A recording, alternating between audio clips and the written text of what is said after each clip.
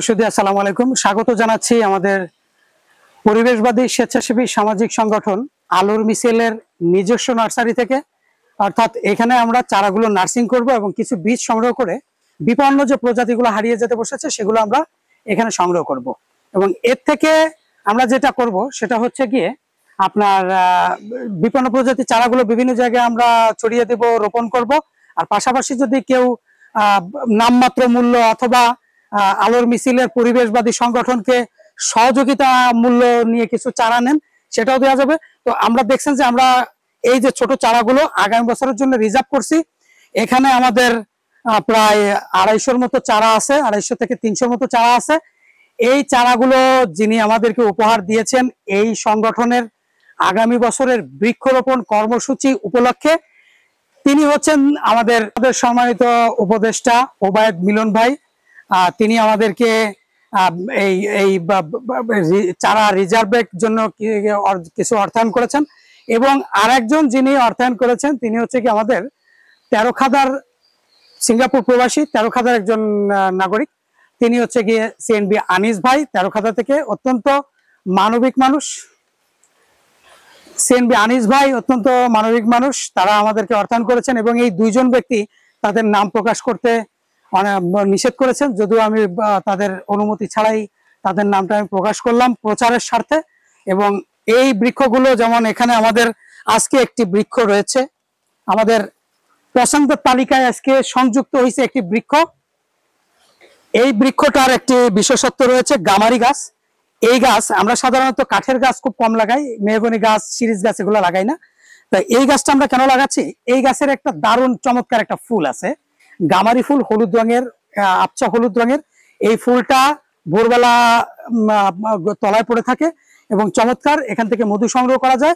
কাঠটা অত্যন্ত মূল্যবান। তো সুতরাং এটা আমাদের পছন্দের তালিকায় নতুন সংযোজিত হয়েছে। এবং আমাদের আগামী বছর বৃক্ষরোপণের জন্য আমাদের প্রায় 3000 চারার প্রয়োজন, যদি আমরা আগামী বছর পর্যাপ্ত পরিমাণে দক্ষিণাঞ্চলে আমরা সমস্ত স্কুলগুলোতে আমরা বৃক্ষরোপণ চাই। তো সেক্ষেত্রে আমাদের প্রায় 200-250-র মতো চারা এখানে রয়েছে, এবারে যে 300-র মতো হবে।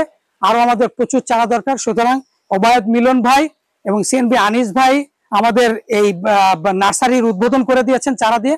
আর যারা যারা আগামী বছরের জন্য আপনারা আমাদের রিজার্ভ তৈরি করেন, অর্থাৎ এখানে কিছু চারা আছে 10 টাকা থেকে শুরু করে 25 টাকা, 30 টাকা করে। এই চারাগুলো যদি আমরা রিজার্ভ করতে পারি, নার্সিং করতে পারি, একটা বছর আগামী বছর একটা গাছের দাম হয়ে যাবে 200 থেকে 300 টাকা, 100 টাকা, 120 টাকা। আমাদের এই যে গাছগুলো দেখছেন বড় বড় গাছ, এই একটা গাছ আমাদের 200, 250, 300 টাকা করে আমাদের কিনে নিয়ে আসা লাগে।